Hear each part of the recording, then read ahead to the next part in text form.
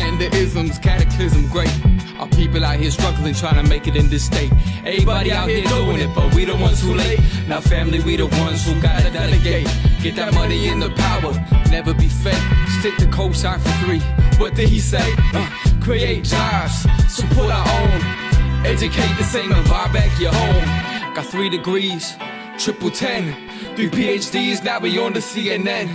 DBTV, let's talk about negligence. Ignorance is bliss, but we can turn it to intelligence. Believe none of what you hear, half of what you see. Let's break it down here on Dr Boyce TV. Here we are. Hey, what's going on, guys? I hope you guys are having a good night. I'm Dr. Boyce Watkins from Your Black World and the Black Business School. I am here to answer questions. If you have any questions, and in case you're wondering, you know, and I'm gonna probably bring this up a few times because as people come in, they're gonna, you know, some people are gonna say, well, why is he talking funny? What's going on? Why is he different? What's different? Well, what's different is that I decided to make things 100% right with my dental health, and so I decided that I just want to let you guys know you got to take care of your teeth, which I didn't for a long time, but I'm fixing that now. And so I'm in the middle of a 6-week process. You know, this is not the final result. This is the 2nd week of a 6-week process. So if somebody comes in and says, what's going on with his teeth? Why does his teeth look different? Please just answer the question and say he's getting dental work done. Now take your ass to the dentist too. Very important for your health. Your bad dental health can affect a lot of other things. And, you know, I ain't scared to die, but I don't want to die. So does anybody have any questions that you'd like to ask me? If you have questions, and what I'll do is if I don't see questions, what I'll do is basically go ahead and I'll go ahead and tell you what's on my mind. If you're wondering about the stock market this week, I think this is going to be a good week for the stock market. I think Trump is fine. I think Trump is going to get better. I think he's going to live. I think also this is a moment of reckoning for the virus, and the reason I say that is because before, you know, media, they unfortunately they're very biased in terms of Fox News is biased to the right, CNN and MSNBC are biased to the left. They really want you to think the virus is going to kill everybody, and I looked at the data. The data says that 99.9% of us will survive the virus. 99.9% of us will not die from the virus. So what that says to me is that this is actually an opportunity. If you really believe the virus is the biggest threat to people in America right now, then all these Republicans have it. A lot of them are old. A lot of them are fat. I mean, Chris Christie is fat as hell. Some of them have to die. I mean, if a bunch of them die, then it really confirms your fear. If a lot of them survive, if the overwhelming majority of them survive, then maybe that's a dose of reality to let people know that this is not a death sentence. It doesn't mean that it shouldn't be worried about or you shouldn't take precautions. I carry my mask with me wherever I go. I got one right over there. But shutting down the entire economy, it has caused tremendous damage. I know therapists whose offices are overflowed with young people who are trying to kill themselves because they can't handle it. They are overflowed with people that are homeless now.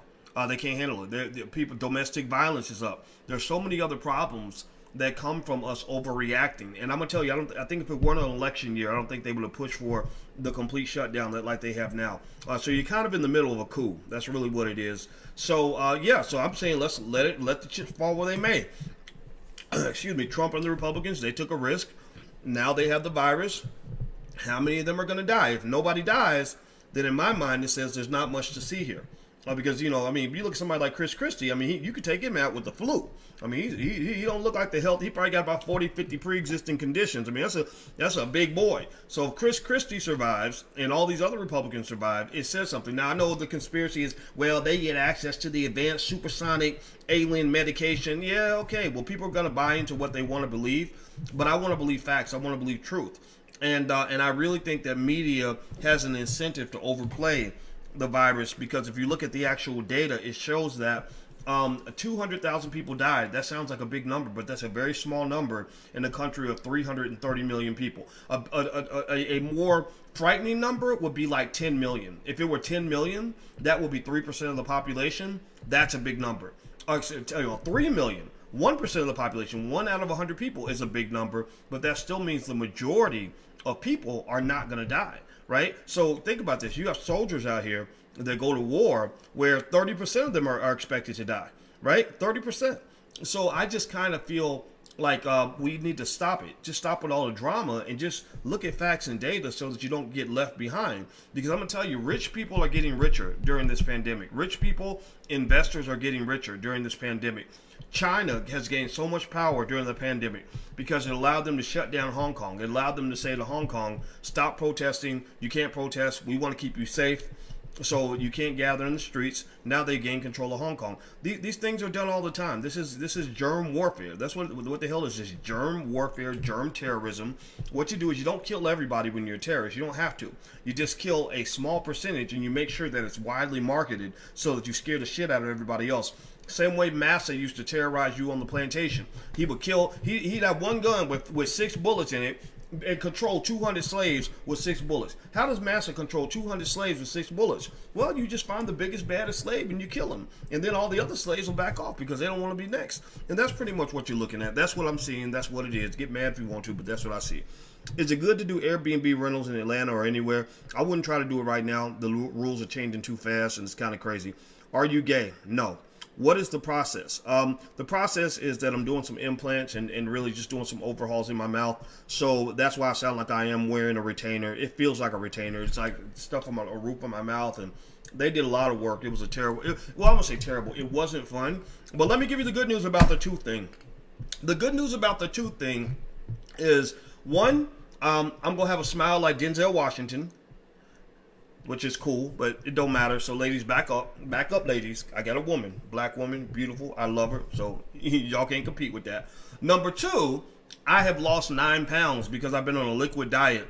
Let me just go ahead and tell y'all the benefits of a good liquid diet. I was really nervous. I didn't know what it was going to be like. I was like, man, I like to eat. I like my Skittles and my Twizzlers, and I like to, I like my steak dinner and all that stuff. And I said, how am I going to feel on a liquid diet? And so I became obsessed with just not being hungry. I hate the feeling of being hungry.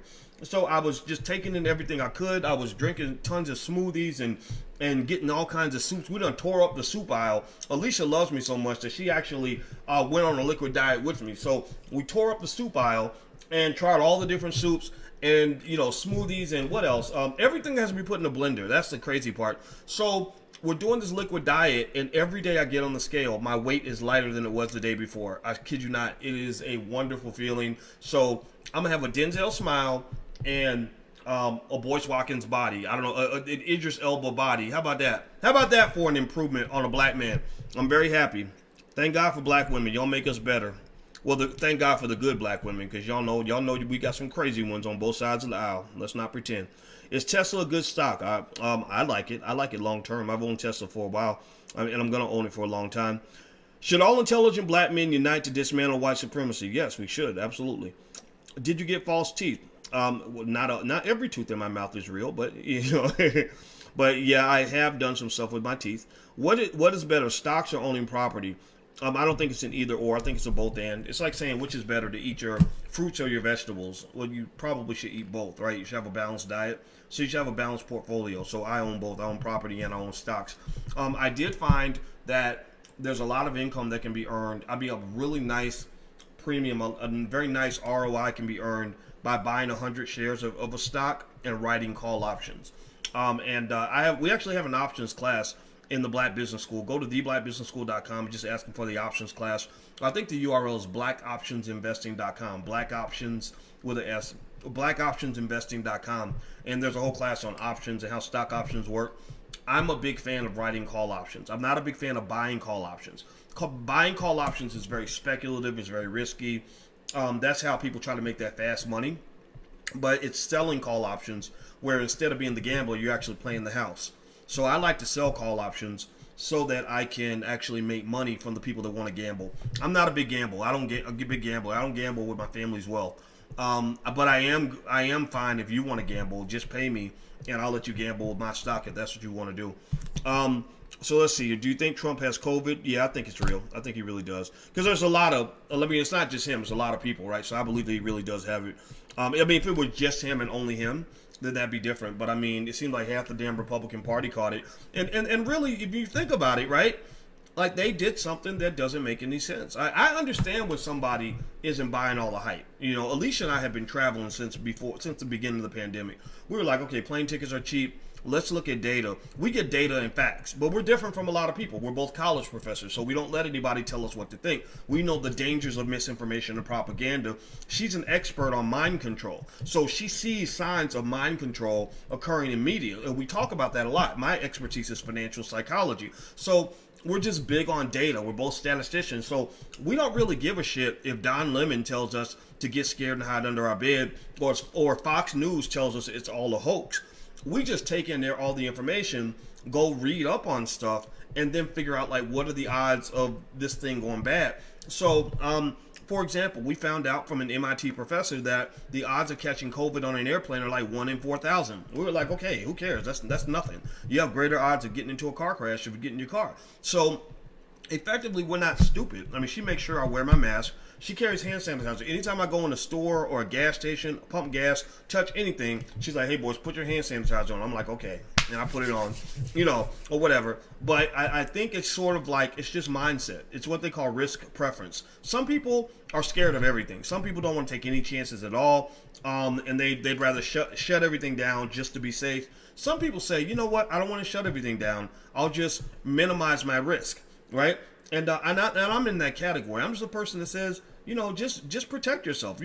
It's like sex, right? Like, the easiest way to make sure you never catch an STD is very easy, right? Just never have sex again for the rest of your life. Like, never kiss a woman, never kiss a man, never lay down with anybody, never get naked with a person if you haven't known them for at least 20 years, right? And then you'll be safe. You'll never catch an STD for the rest of your life. But do people do that? No, people still have sex. Some people out here raw dogging, right? I wouldn't raw dog, but I mean, I wouldn't call you stupid if you met somebody that you liked and you put on a condom. I would say, okay, you know, you took your chances. You could still catch a disease, but at least you did your due diligence. You know, at least you protected yourself, right? Some people will go have unprotected sex with somebody they just met 20 minutes ago. Kobe Bryant did that. If you remember, Kobe Bryant did that in Colorado. I didn't think Kobe really raped that lady. I felt like that was BS. And even no matter what, there was no proof. And this lady really got around. I mean, she was hustling. She was passing that WAP around. Y'all remember that back in 2004. And the thing about that situation that bothered me was not the accusation, because I don't think anybody can really prove that. And again, like I said, that lady she'd had sex with a lot of dudes that week, and it was unprotected sex. What I had a problem with was I could not understand the logic of a man having unprotected sex with a woman he just met 45 minutes ago, and he's got a wife at home.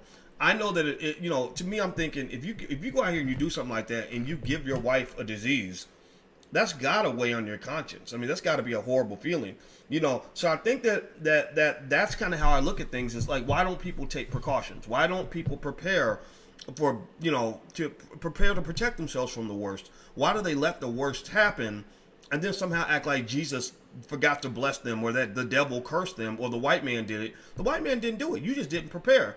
If you stay ready, you ain't got to get ready. And that's one of the differences, too, that's very fascinating. People think I'm a renegade saying, oh, black people should just run out here to take caution to the wind and throw the coronavirus out the window and act like it don't exist. I've never said that. I've just said that they've got you scared over here when really you should be scared over there. You know, if you recall, just a few months ago, I mean, right now, remember, everybody's talking about black people dying from COVID. Why? Well, because we have the pre-existing conditions. We got the diabetes. We got the obesity, all this other stuff. Well, what was I doing 4 or 5 months ago? I was warning you about the health consequences of allowing white people to mass market obesity, you know, particularly through artists like Lizzo, and telling you that that's body positivity. Ain't nothing body positive about being so sick and so overweight and so obese that you could die from the flu. Seriously. Like, why would you think that it's body positivity for people to inject pre-existing conditions into your body? Like, that don't even make no damn sense. So what I'm trying to say is the world is stupid. I swear to God, I just have to be honest with you. Half the world is stupid.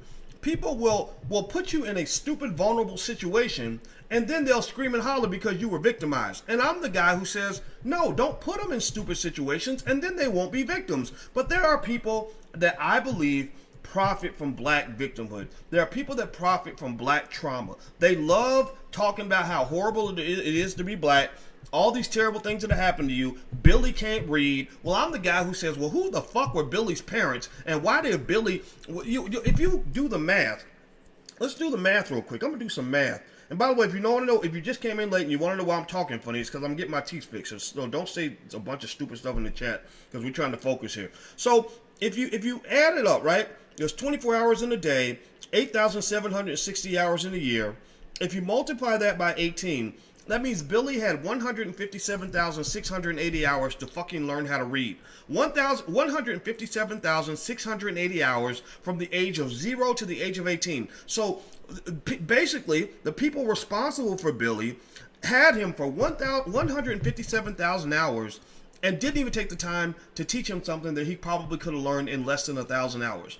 Somebody fucked up. Somebody screwed Billy over. Billy needs to sue somebody for malpractice, maybe starting with his mama and his daddy. So, my position is, rather than allowing people to make you victims and make you powerless and then profit from your victimhood, how about this? How about you engage in a little bit of preventative maintenance?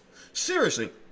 It's like the healthcare industry. My friend asked a very basic question. She said, why is it that doctors, they want you to go to the hospital so you can get all this medicine so you can counter the effects of any illness that you have, but they spend no time telling you how to prevent the damn illness in the first place? Well, it's because you live in a capitalist society that will basically position you to screw yourself, and then you can pay them to get yourself unscrewed. So if you're smart in life, if you're really smart in life, the number one way to solve almost any problem is to think and prepare and prevent the problem from occurring in the first place. If you prevent the problem from occurring in the first place, then you have nothing to solve.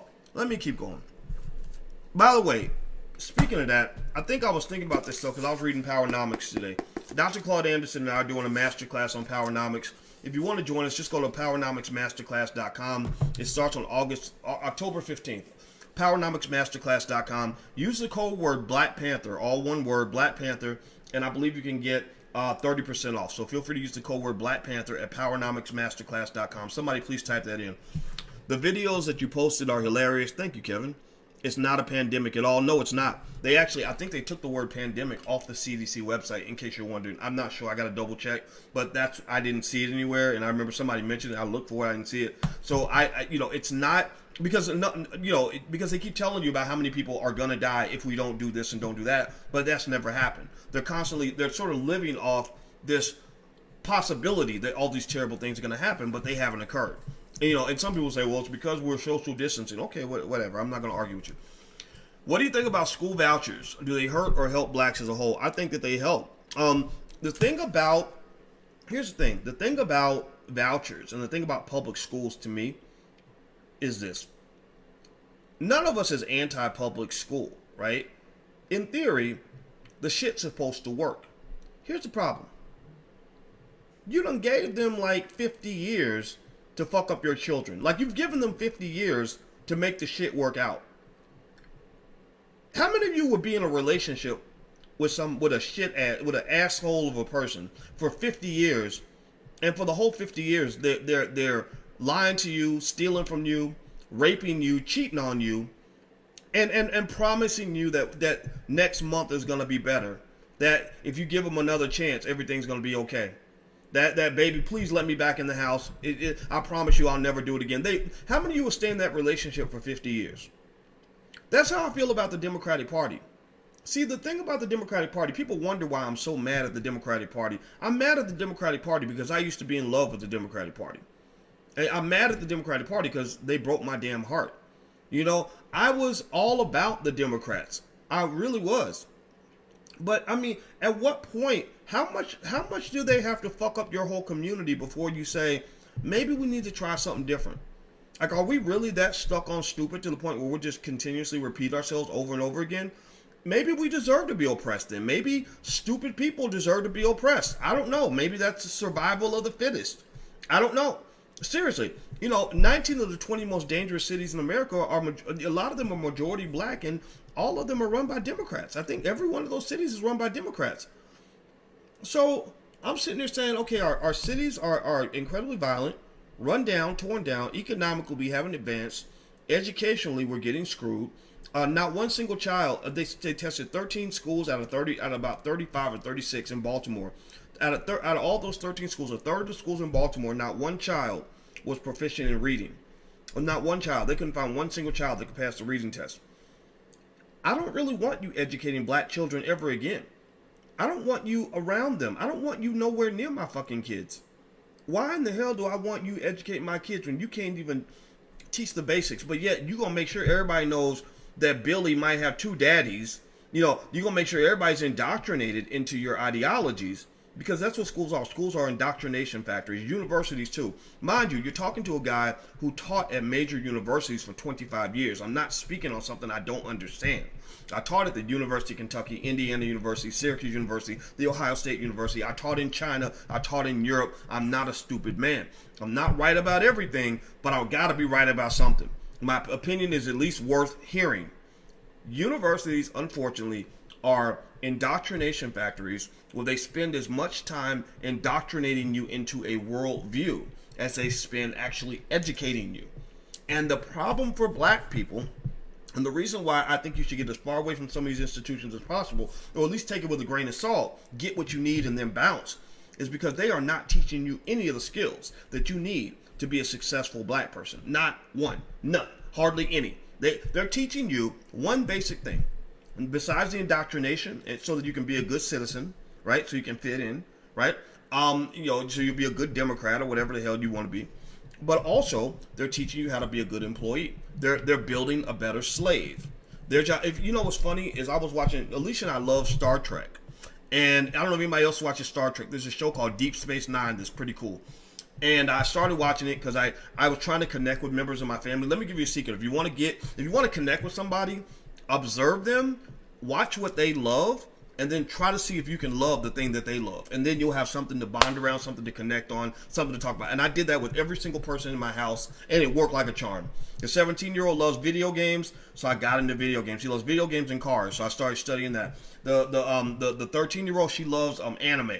So I started looking up anime, and I got her some anime shirts and all that. That gave us something to talk about. The 10-year-old loves TikTok. So she has been my TikTok coach. And Alicia loves Star Trek Deep Space Nine because there's a black captain and he had a black wife and they have this beautiful black love affair and she's a romantic. I'm not a romantic. I'm not, like she's a girly girl and I'm not a girly girl. I'm not a girl at all. And so I have to work a little bit.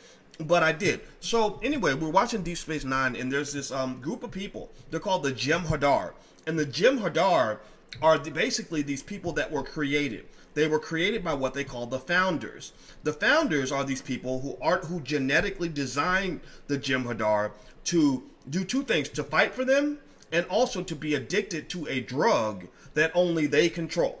So without this drug, the Jem'Hadar will die, and they can only get this drug from the people they call the founders.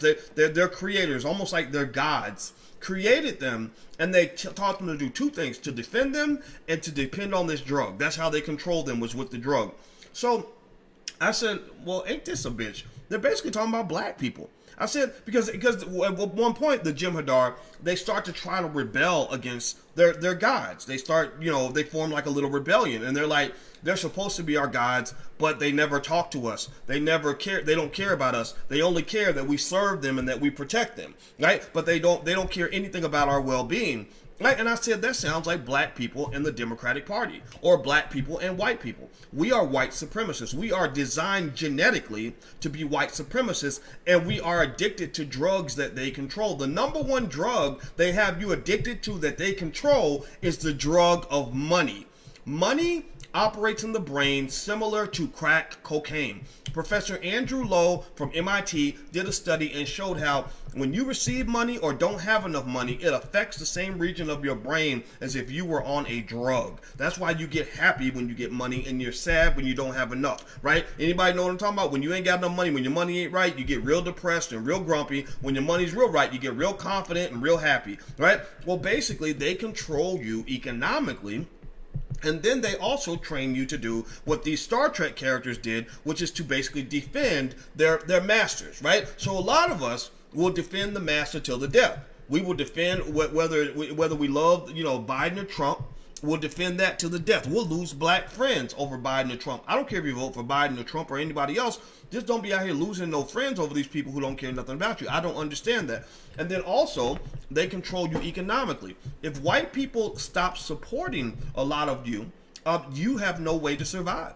And they don't train you to survive on your own because they don't want you to be independent. Because nothing bothers them more than an independent Negro. Trust me, I know how pissed off people get and they try to cancel me. Somebody said, well, Doc, they're going to cancel you if you keep talking crazy. I said, they can't cancel shit up in this house. The only person that can cancel Boyce is me. I'm the only person who controls that switch. Right? I'm sure they're like, who is this Negro's boss? Who does this Negro work for? We're going to control him by finding out who this Negro works for. Bill O'Reilly did that stuff back in 2008 when I worked at Syracuse. It was a big deal. And I said, no, my employer is my stock portfolio.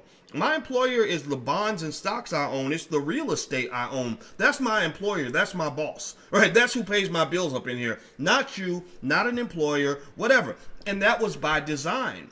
Because at the end of the day, when you talk about white supremacy, basically that's what it is. From the time you're born, you're designed, just like those Star Trek characters, you're designed to be wired in and integrated into a system and to be dependent on that system. They're not sending you to school to teach you how to quit your job and start a business. They're sending you to school to teach you how to get a job and depend on that job. They're not sending you to school to teach you how to go become an asset to the black community. They're sending you to school to teach you how to become an asset to the white community. They don't send you to school so you can go out here and buck the system and create new systems. They send you to school so you can be indoctrinated to learn how to appreciate and to love the system.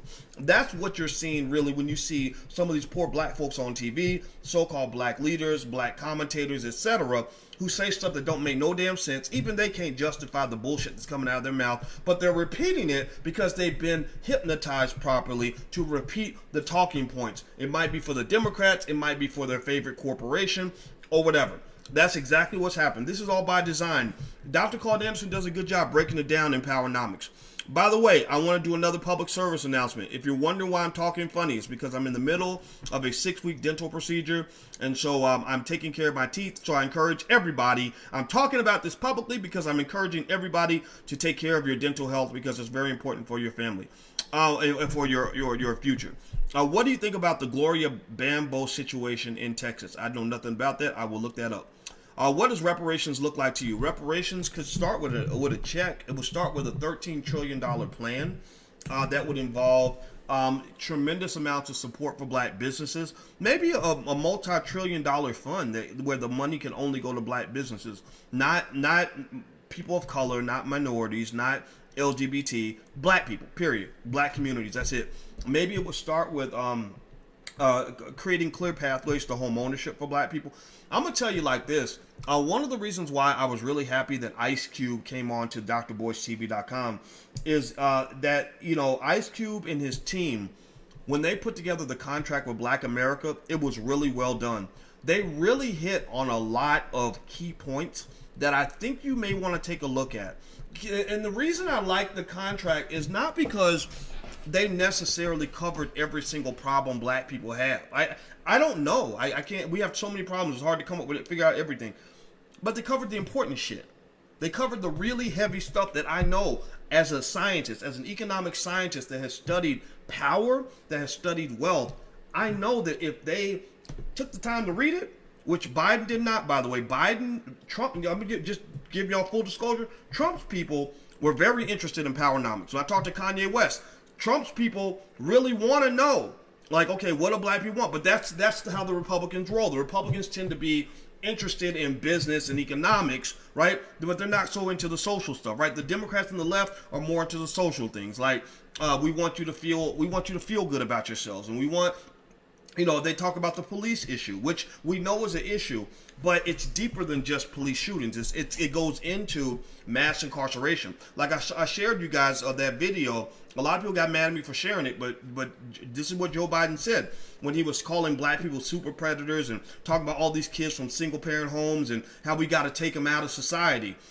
He said 100,000. He said there's 100,000 kids like this that are coming from these single parent homes that have no values. We got to do something. We got to take them out of society. That was extermination talk. That was similar to kind of how Adolf Hitler talked about the Jews. Adolf Hitler didn't say, I don't like that one guy over there, let's go get him, right? Adolf Hitler said, how do we take hundreds of thousands of these people off the streets? So when I look at what Biden was saying about black kids, because, when they're talking about kids from single parent homes and all that in the hood, they're talking about a lot of our kids, right?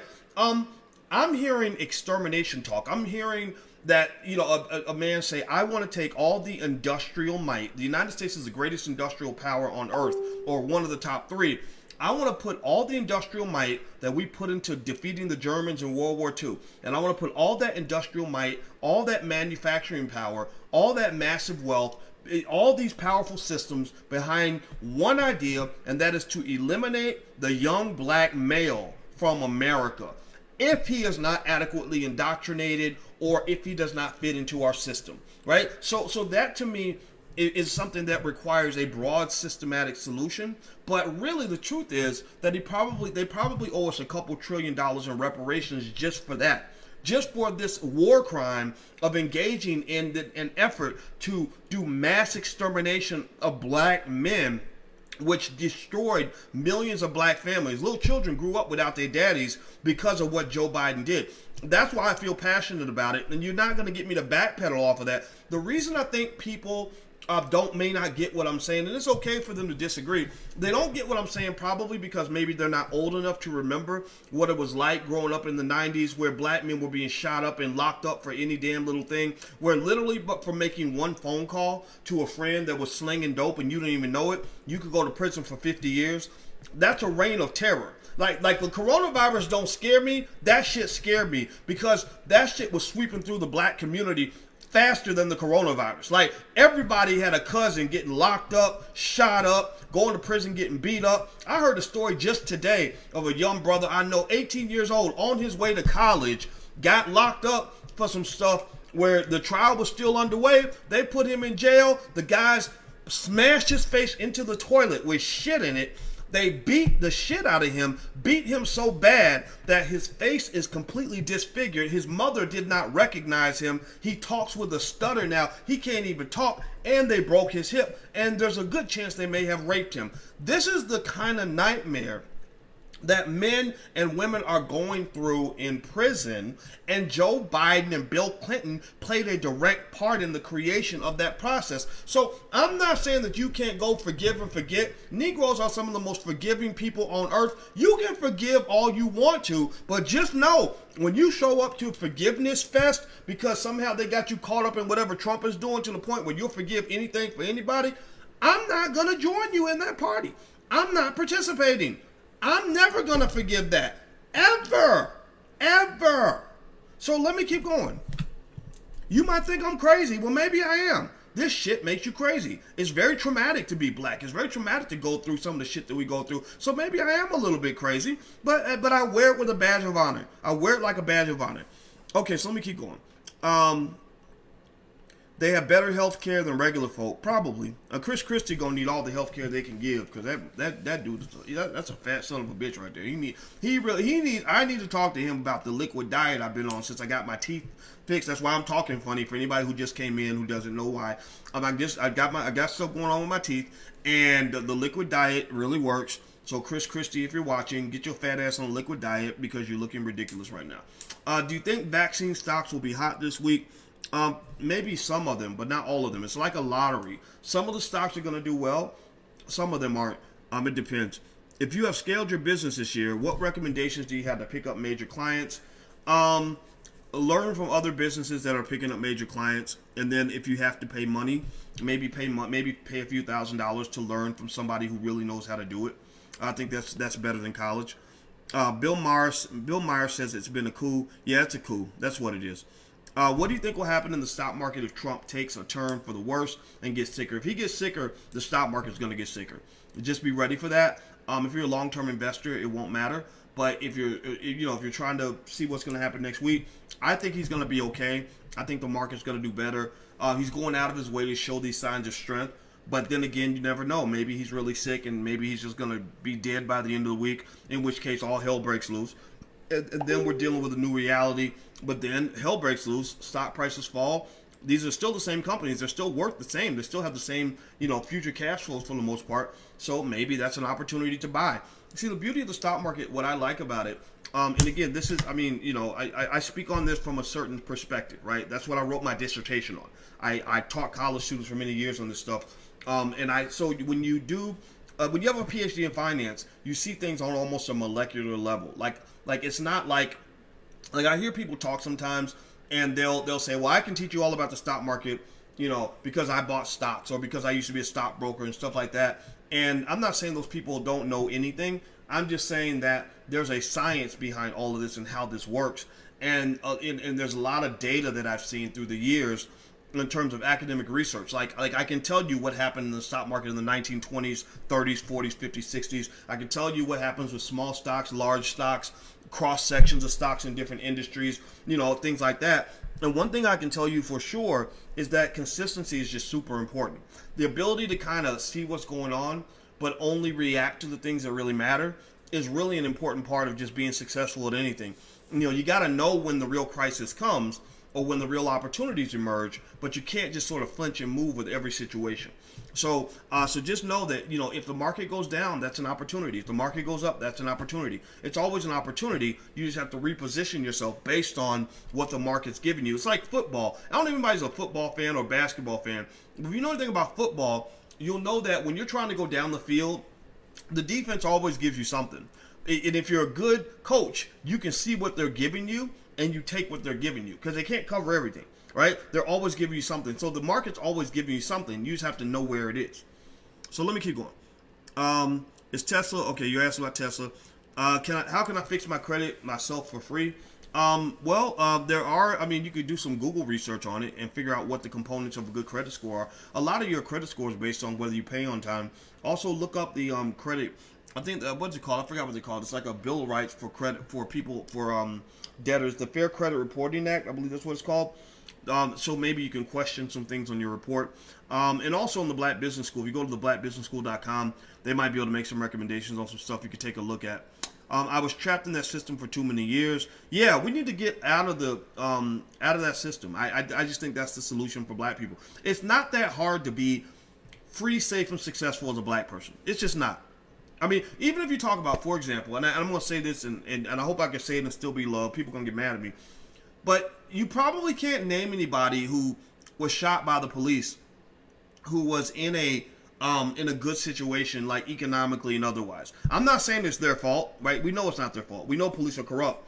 But I'm saying that there's some people that are more vulnerable than others, right? Like you'll never hear that Nuri Muhammad from the Nation of Islam was shot by the police outside a liquor store or whatever. You're never going to hear that story because Nuri Muhammad makes decisions in his life that will never put him in a vulnerable situation. Most importantly, he's got other brothers from the Nation of Islam that'll be around him. Cops ain't gonna mess. Cops know they pick off the weak. They pick off the weak. They go after the people who don't have the strategic mind or don't have the preparation or maybe they're drunk or high. Like go look at some of the shootings and ask yourself, how many people were drunk or high when this went down? I'm not saying that means anybody deserves anything bad to happen to them. It just means you're dealing with a predator. You're dealing with a predator, and the way predators think is predators go after the weak. So the reason that it's easy to prey on the black community is because we have a lot of people that are trained to be weak, and they let you swim in your weakness because they want to make money by saving you. They let you swim in your mediocrity. They don't care if your kids can't read. They want your kids to be stupid and illiterate. So then they can go and make money by saying, if you vote for me, then I'll make sure that your stupid illiterate kids can survive, right? And so I'm a believer in, and this is why I'm not going to be a fit for everybody. Not everybody's going to get my style because victimhood is an addiction. It really is an addiction, and it's forced on you at an early age. I spent 25 years in that space. A lot of years really thinking only about the fact that I was a victim as a black man, which is incredibly emasculating, by the way. It puts a real limitation on your possibilities. Even when I was watching the Joe Biden campaign ad, I was not inspired by it because all they kept talking about was all the things they were going to protect me from, all the ways I could be victimized, and all the ways they're going to protect me from being a victim. You know, black people go through this, we're going to protect you. Black people go through that, we're going to protect you. I'm like, yeah, but tell me about some possibilities in my life. Tell me how, you know, tell a young black man how he can become a millionaire if he works hard and builds a good business. Talk to that young black girl about all the wonderful things that can happen with her if she builds a great family and makes good choices in her life. Give her power. Empower her with knowing that your life is a car and you are the driver. You can't control everything that's on the road, but you do control the steering wheel. And you can also control the quality of that car, right? So you can't control everything that's going to be driving at you. You might run into a drunk driver. You might get on a bad road, but you control the wheel. You get to build the car. I relate to that a little bit better than this whole doom and gloom thing, because I can tell you, I can just basically, and I hope you will agree with me, if you give me any black person in America, and again, even with all the racism and all this, y'all know how white folks do, give me any black person in America. Do you think that if they did exactly what you and I talk about on this podcast, that their children could be successful? Or do you think they're doomed to fail no matter what? Do you think they're just doomed to die from coronavirus or from a police shooting? Do you think they're just doomed to have 8 babies, mamas, and no ability to take care of them? Do you think they're doomed to have 5, 6 kids from 5 or 6 dudes and live on welfare? Do you think they're just doomed to be unemployed based on whether the white man decides if he's hiring or not? I mean, do you think that they're just doomed to fail?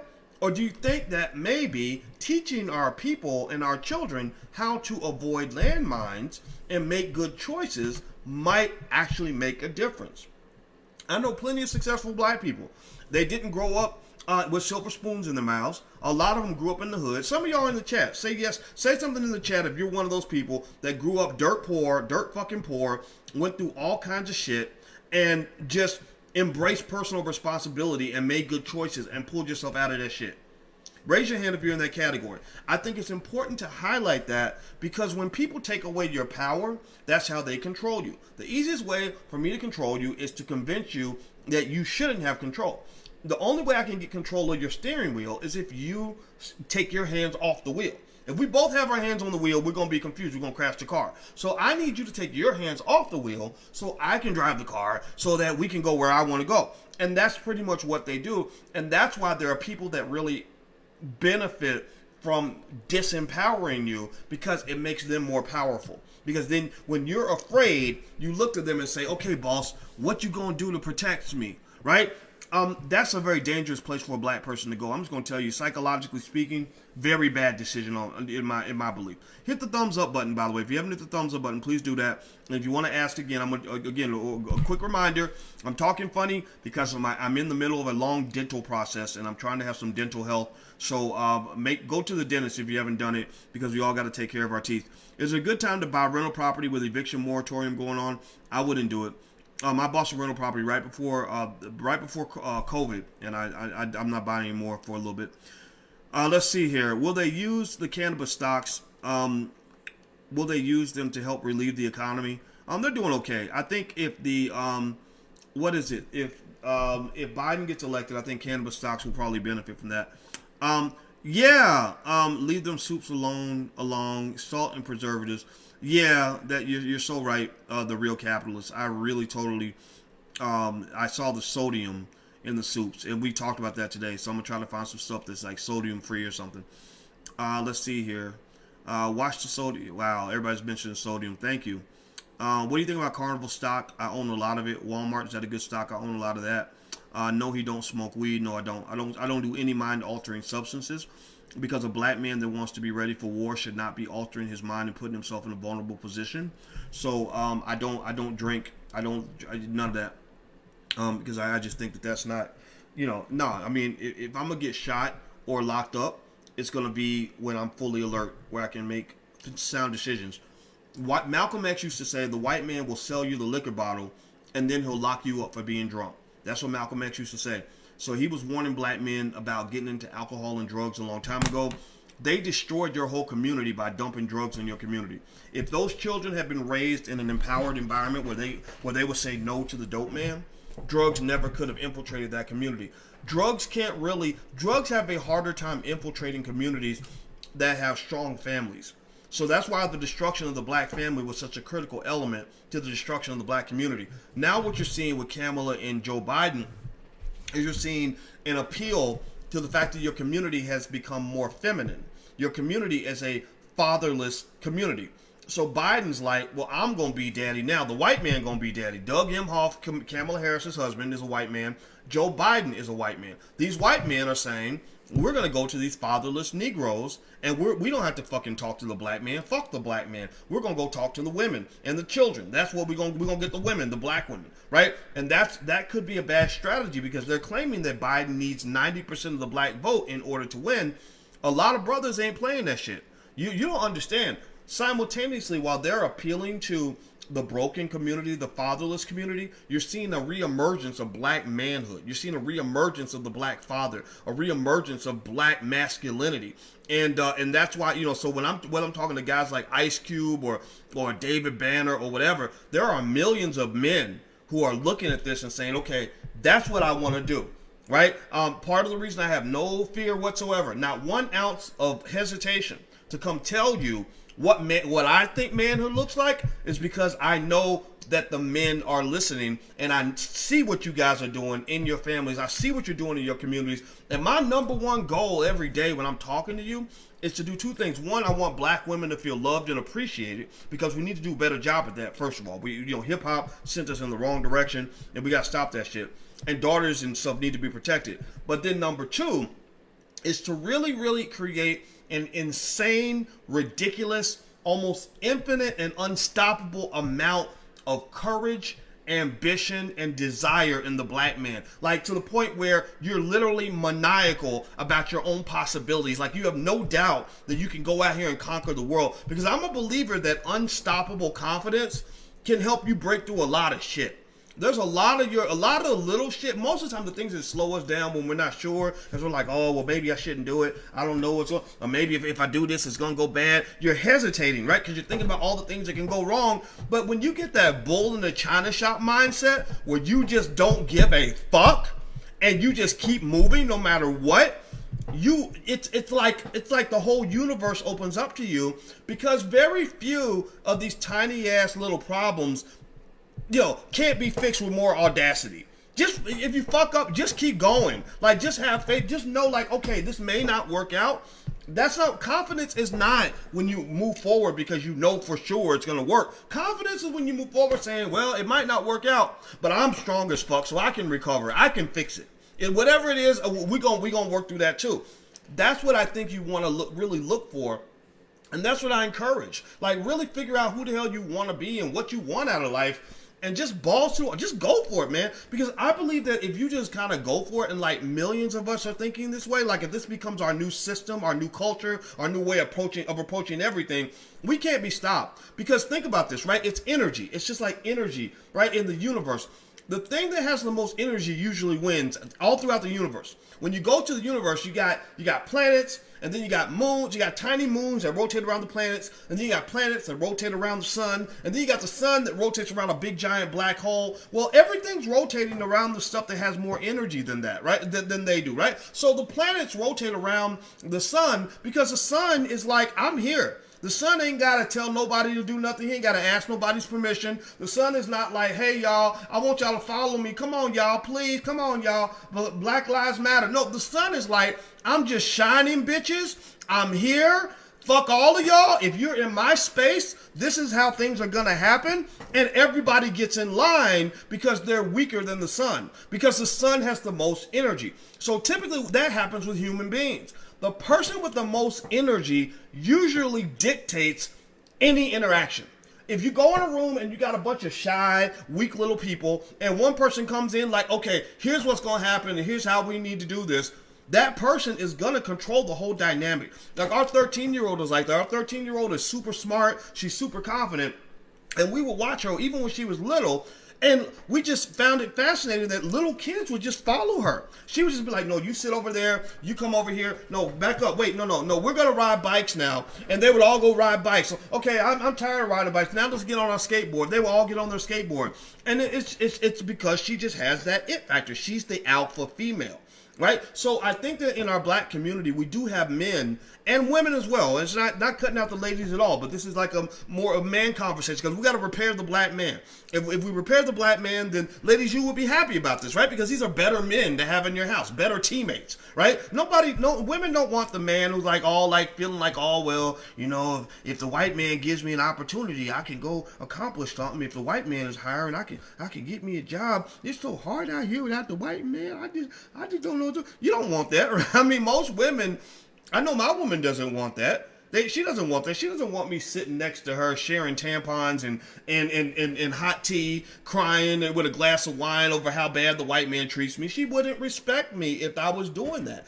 In fact, it's so deep in her subconscious, she probably wouldn't even know that she doesn't respect me. She would just, for some reason, she'd say, I'm just not attracted to you. Right? So ultimately, I really just think they're kind of awakening that. And it starts with really a lot of self-love. Like, you have to love your community, love your family, but you also got to love yourself. If you really love yourself, then you're not going to be ashamed of yourself. Like, if you really love yourself, you'll be proud of yourself, even if you mess up. Even if you're not perfect, even if you're flawed in some way. I know I'm flawed. I know that I am a guy who says things that pisses people off. I know I'm a guy who is talking right now who's halfway slobbering because of the dental work. I can't even talk right. Like, what the fuck am I doing talking to you on the internet right now with my teeth not quite where they need to be, where y'all making fun of me, calling me Mr. Ed. I see you, Joe, just making fun of me. Like, is that you, boys? Hey, you look like a clone. Or what happened to his teeth? Well, you know what? Fuck you and fuck your comments because Boyce is here, goddammit, and he ain't going nowhere, ever. The day I disappear is the day my casket drops. When that happens, that's what's going to stop me. But guess what? By that time, I will have done so much damage to white supremacy that they'll never be able to kill me because I know I got 2, 3, 4, 5 million soldiers that are paying attention to what I say, and you're going to carry that energy and you're going to pass it to your children, which means that it ain't about me even doing my job. I've already done my job. I could die right now, tomorrow, which I would not be afraid to die tomorrow.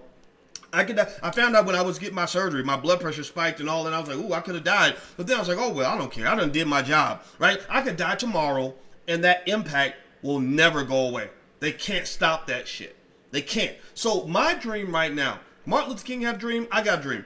My dream right now is that the thing that I'm feeling, the drug that I'm on, the drug of black power, the drug of self-love, the drug of excitement and enthusiasm, my dream is that we all get hooked on that drug. That we all get hooked on this drug that says, I love myself and I love my people and I love blackness so much that nothing's going to get in the way of that, and I don't care what you think about anything that I do or say or whatever. Like, I really, like, that would be my dream, to have millions of people just going out and just being you and being the best version of you that you can be. Like, doing the absolute best that you can at whatever it is that matters to you, and winning, and just knowing that you can win, and even if you don't win, knowing that you can eventually win. You just got to keep on trying. Don't be scared. Seriously. So anyway, let me keep going. Let me read some more of your questions. All right. By the way, do me a favor, guys. Hit the thumbs up button. If you haven't hit the thumbs up button, please do that. On Instagram, my Instagram is The Real Boyce Watkins. And also a reminder, Dr. Claude Anderson and I start our Powernomics class on the 15th. If you want to join, go to PowernomicsMasterclass.com. That's PowernomicsMasterclass.com. Let's see here. Let's see. It don't fit. It's like he's talking fast, so they don't fall out. Nah, they're not going to fall out. These are my teeth. Let me see here. Y'all going to talk about the teeth for another mouth. Yeah, see, that's what I'm talking about. Some people can't focus. That's okay. That's life. I'm in the middle of a 6-week dental procedure, so fuck it. It's going to happen. My son's father used to say he had an addiction to money. Interesting. Okay. Let's see here. They're too damn distracting. Then fuck you. You can leave. They can't cancel you. No, they can't. I mean, if you work for yourself, nobody can cancel you. Cancel culture, that's built around the basic premise that black people work for white people. That's what cancel culture is all built around. And I figured that out 15 years ago.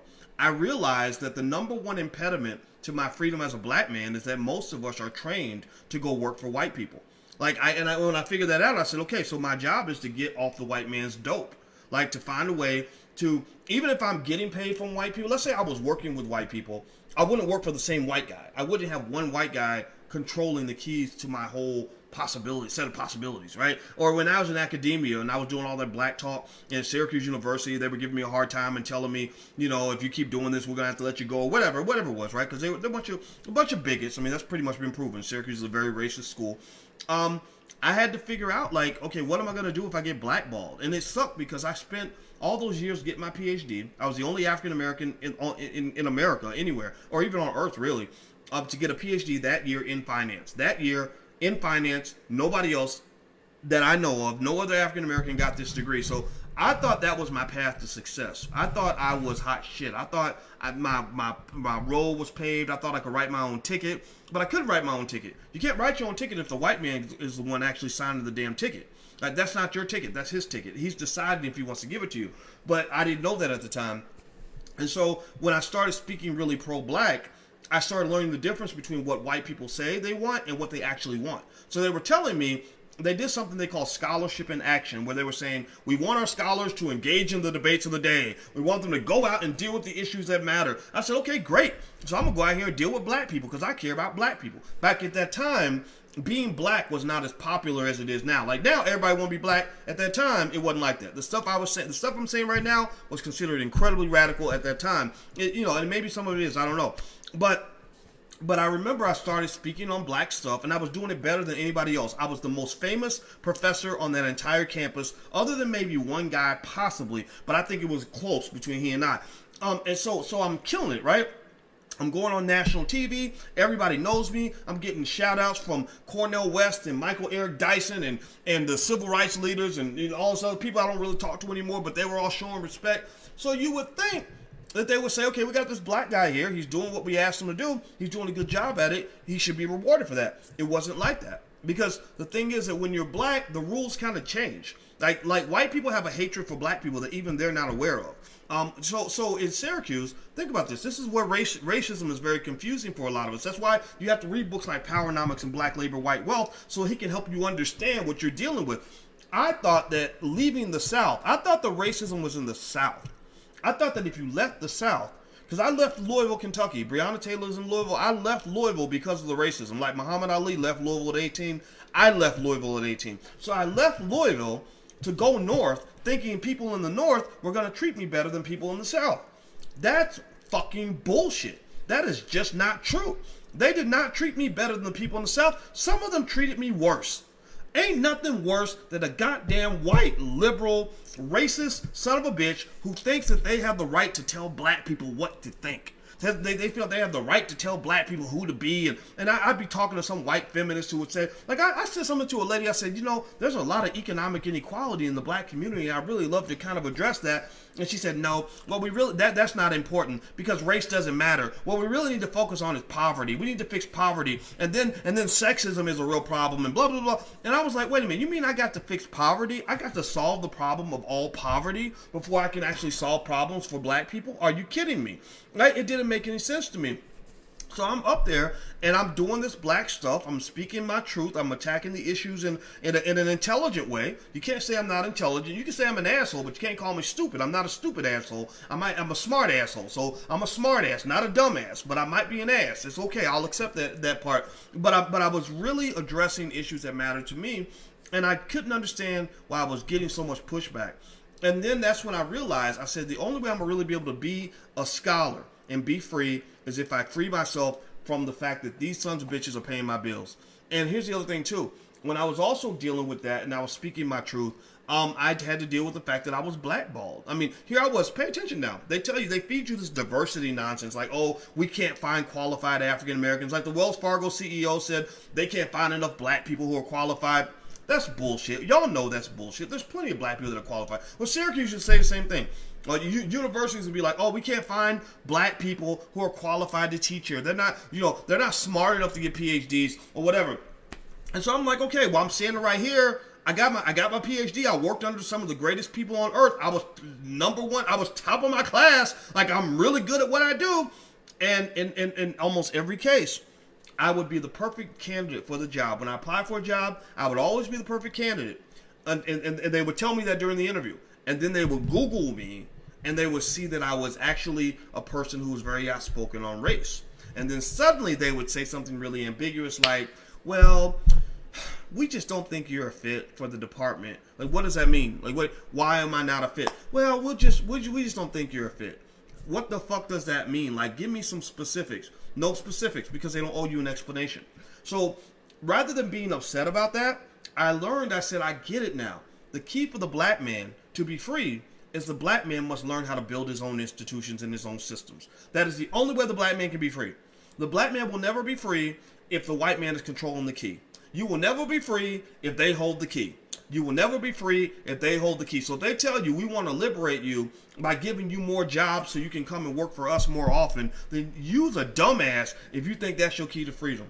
That is the way they can give you the semblance of freedom, but they keep you in check. They give you the illusion of freedom by talking about things like inclusion. We're going to have inclusion. We're going to have diversity. And we're going to blah, blah, blah. We're going to let some Negroes in. And then what they do is they let in a couple.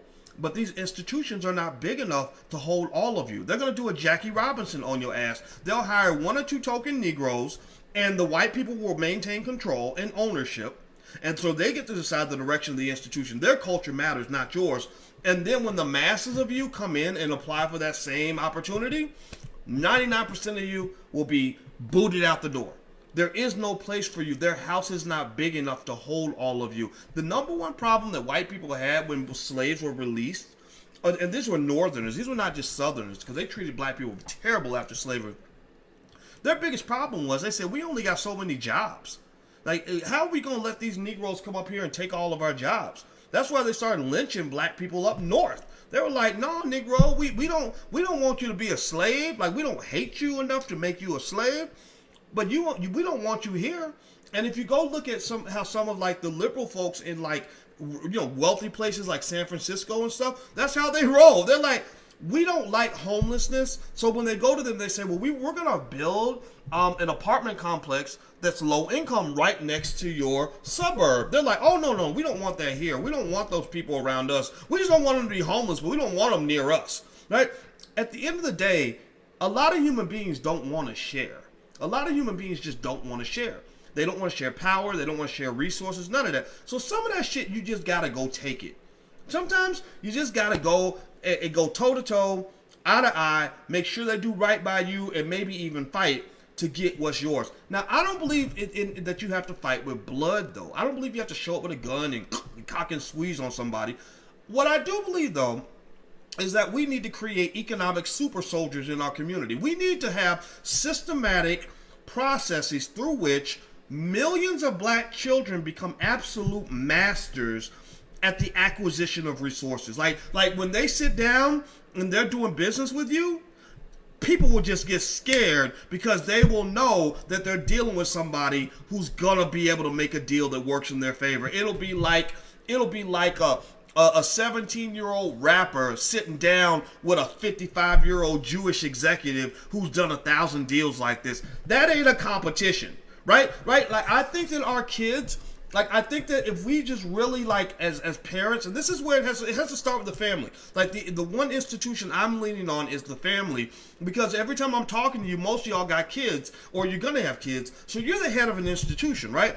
So what I'm doing is I'm talking to all of you. All of you are like college presidents in my mind, and I'm talking to all the college presidents who have their kids in the house, and I'm appealing to you, and I'm saying, let's make all of our kids into super soldiers economically. Like, let's make sure basic things, basic shit. Write it down if you have an ink pen, because you can write this down. It's a very simple model. And remember, that's where my PhD comes in, is I can give you a very simple process that will solve 90% of this problem. Number one, make sure your child owns shares of stock on a consistent basis at a very early age. The minute they're born, you should bring them into the world with shares of stock, and you should autopilot, auto-deposit money every week or every month for them to own more and more stock, so that as time goes on, that money will grow like weeds grow, stock grows, wealth goes really fast if you're consistent with it. And so you have 25 years. And by the time that child is 25 years old, they're in a position where they'll never have to depend on a white person for a job ever. They can quit any job they want. They have complete total freedom because they got $250,000 in the bank, and their friends can't even raise $200 to fix their tire, right? Number two, every black child should know how to own real estate at an early age. Just the basics, nothing fancy, just common cultural values like owning is better than renting, right? Just a lot of folks don't even know that. They get to adulthood and they're like, "Ooh, I want to get me an apartment." Well, smart kids, like a lot of my friends, like I'd like to stereotype. I got a couple homeboys from Jamaica, and they became property owners at 21 years old because their parents said you should own property as soon as possible. That should be your number one priority. Number 3, every black child should know how to start their own business by the age of 12.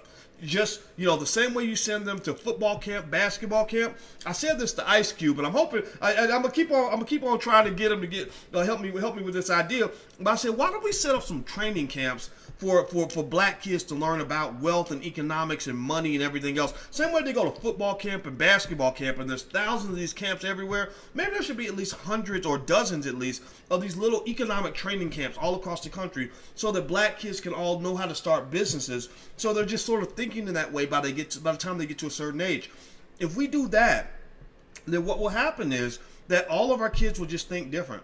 All of our children will be in a position where it's going to be really hard. It's really hard to victimize and exploit somebody that's very well educated, that loves themselves, that has a lot of confidence, and also has economic skill that most people don't have. You can't. It's really hard to pull a rope-a-dope on them, right? It's hard to trick somebody. Like you can't really go to a lot of like if you look at a kid that grew up in a Jewish family where they really care about money and wealth and they talk about that all the time. You can't walk up to him and just trick him out of $100,000 or get him to sign a stupid contract or get him, to be a victim of predatory lending or whatever. Those things are most easily done on people that are most vulnerable. And when I see people that say, well, we're vulnerable, my next question is, well, why are you vulnerable? The reason that you're vulnerable is because whoever you assigned to protect you was not doing their job. You live in a very predatory world. The world is a really horrible fucking place. People will come and take your shit and beat your ass and care nothing about it. Don't nobody out here love you. So this idea of looking at liberals and saying, oh, we just want you to love us, acknowledge us, paint Black Lives Matter on the street. Why the hell do I care if you fuck up your street telling me that you love me when really somebody should have told me that when I was younger? Like, why the hell do I need love that bad that I'm looking to a predator to tell me they love me so they can fuck me in the ass? That don't make no damn sense. Seriously. So I'm saying that a lot of the stuff that I'm talking about really comes down to self-love, self-confidence, which is connected to self-love, by the way. If you love yourself, you don't need other people to love you as much. Preparation, right? Just, like an ounce of prevention is worth a pound of cure. And a little bit of intelligence. It's not rocket science. And so the other thing that's interesting too, where I think this gives you hope, is that I honestly will say, it's pessimistic but optimistic at the same time. I don't really think the whole black community is just going to grab onto all this and move forward. A lot of people think I'm weird, or they just think I'm rude, and they're probably right. I'm very weird and I'm very rude. And so a lot of people aren't going to listen to what I'm saying, but you're listening for a reason. So what I really want to say to you is that the bright side of all of this is that there's absolutely nothing. Like America right now, Trump president, Biden president, don't even matter. America, as it is right now, is a place, and some of y'all live in other countries, and it might be the same thing there. It is a place where if you make the right decisions, you can end up in the right situations. A white man will never stop you from reading a book, right? A white man will never stop you from starting a business. A white man will never stop you from taking care of your damn kids. Right? A white person cannot come in and do the things that a white person could have done 200 years ago. So at least work with what you have and be smart with what you have, and do not trust these systems, because these systems are designed very well to benefit somebody, but the person they're designed to benefit is not you. The people that they're designed to benefit, they're going to benefit them, but they're designed not to benefit you. They're designed to exploit you. So you are a very important part of the system. America needs you. America loves you the way I love my car if my car drives me to work every day, right? So America really needs you. That's why they don't want you splitting off. They don't want to hear about you building your own. They don't want to hear about you leaving the system. Because if you leave the system, then who can we get to be our employees? If you leave the system, then who can we get to rent the apartment buildings that we own? If you leave the system, then who can we get to buy the consumer products that we're selling? We're selling all kinds of bullshit. We need somebody dumb enough to buy the damn bullshit, right? So don't get mad when they don't give a permission slip for you to be empowered. Don't get mad because white people are not cheering for you when you decide to finally take care of yourself. Don't get confused when the Democrats scream and holler and get pissed because you suddenly are demanding something for your vote. That's what they're supposed to do. If somebody's using you and you suddenly say, you can't use me anymore unless you pay up, then of course they're going to get mad. They're going to be like, God damn it, I'm used to paying. I go and I buy this coffee. This coffee is normally 25 cents, and now you're charging $2.50. Well, fuck you. You're robbing me, right? And they're going to get mad. Expect that, right? So then you say, okay, you can be as mad as you want to, but I really want you to drink the coffee. It's just you're gonna have to pay full price for it. Well, no, that's not right. And why are you messing up? We got a good thing going on. I used to get the coffee for 25 cents. No, I'm not saying you can't have the coffee. Well, why are you denying me coffee? I didn't say I'm denying you coffee. Well, why don't you want me to drink the coffee? I didn't say I didn't want you to drink. I really want you to drink it, but it's gonna be $2.50. It's not 25 cents anymore. And if you can't pay $2.50, then fuck you. Right? Seriously. So when we talk about voting, if you want to know where my mindset is, and people say, well, why are you telling black people not to vote? You guys know I've never told anybody not to vote. Do what you want to do. Why would I tell you what to do? I don't do that, right? When people say, well, why don't you want black people voting? I said, no, I want everybody voting. I want all of us to vote. We can vote twice if you want to, right? Or if you could, if it's illegal, don't do it because it'll get you in jail. But whatever, right? Like I've never said I don't want anybody to vote. Well, why are you saying that you won't vote? I never said I won't vote. I simply raised the fucking price. I just raised the price. I just said, I will vote for you. I want to vote for you. I want this to work, but I'm raising the price. I need you to pay up. If you pay up, then we got a deal. We can be friends. So the same way you're asking me, well, why don't you want to be friends anymore? I'm asking you, well, why don't you want to be my friend? My God, I would love to get online and talk to 100,000 people and tell them how great you are. I would love to be able to go on my podcast and say, oh my God, I had a conversation with Mr. Biden today, and he showed me proof that they're going to move forward with a reparations plan in the first 100 days, and I really believe it. They got good people in place that I trust. I want you guys to go vote for him. I want to do that, but I am not a whore. I am not I'm not Cardi B. My vote is not a piece of WAP. I'm not gonna give this to you for no $5. You got to earn it. If you earn it, you can have it. If you don't earn it, then fuck you. You think I'm disrespecting you by speaking my mind? No, you're disrespecting me because you don't want to pay. You want something that's very expensive and you want to get it very cheap. You tell me my vote is sacred? Well, then if it's sacred, then prove it. If it's sacred, then that means it's valuable. Sacred, valuable means you must pay for that. If you try to get it cheap and free, then that means you don't respect the sacredness of my vote. That means you are the one disrespecting my ancestors by asking me to give you my vote for free. You are the one who is guilty of everything that you're saying I'm guilty of right now, because you're just mad because I'm not trying to be a whore. Because here's the deal. I'm going to say this and I'm going to be finished in a minute. We've given you 10,000 chances. We have given you more chances than you would ever give us. I can't imagine a situation where we could fail you 50 straight years in a row on all the key issues that matter to you, and you still believe in us.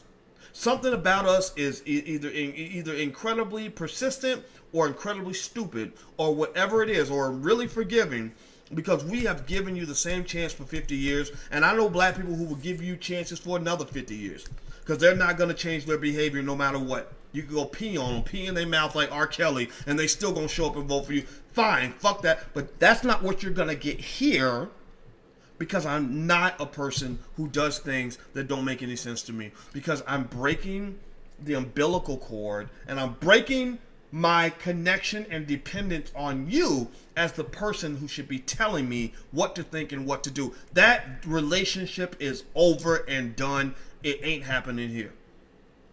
So that's why you will never hear about somebody from the Biden campaign coming on my podcast, because they know they got easier targets out there. Why would a man go try to get some from the good girl with high self-esteem when he's got a bunch of raggedy hoes ready to give up the WAP for $1.50? Why would he even waste his time? So some of y'all ladies go through that. Some of y'all ladies have standards, and y'all know we got a lot of women out here that ain't got no standards, and you think the hoes are winning because the hoes get all the attention. Well, I'm just going to tell you, there are some men who don't want to pay the price for whatever it is that you're offering. They don't want to step up to the plate. They don't want to do the hard work. And so what you're doing is you're just thinning out the herd, and that's actually a good thing for you.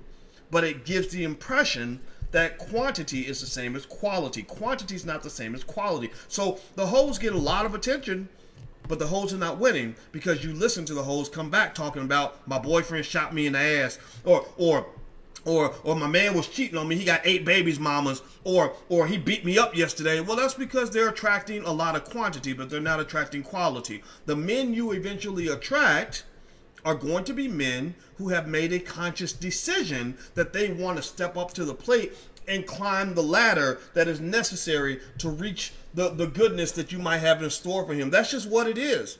It's a lonely place to be. Having standards is a very lonely process.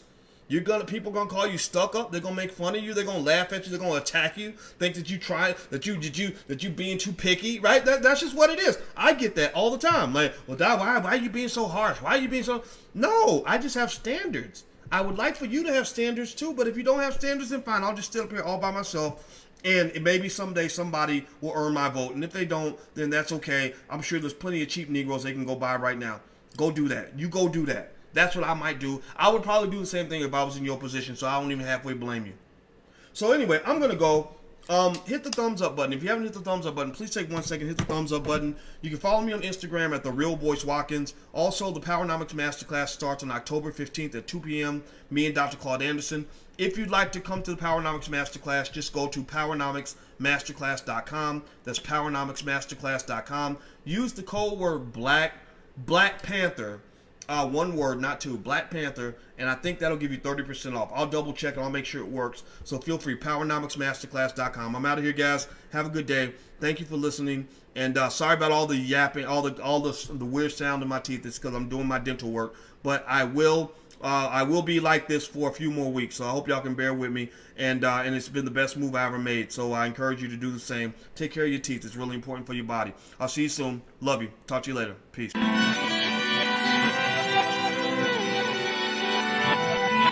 Here we are, clan the isms, cataclysm great. Our people out here struggling, trying to make it in this state. Everybody out here doing it, but we the ones who late. Now family, we the ones who gotta delegate. Get that money in the power, never be fake. Stick to cosign for 3. What did he say? Create jobs, support our own. Educate the same and buy back your home. Got 3 degrees, triple 10. 3 PhDs, now we on the CNN. DBTV, let's talk about negligence. Ignorance is bliss, but we can turn it to intelligence. Believe none of what you hear, half of what you see. Let's break it down here on Dr. Boyce TV. Here we are.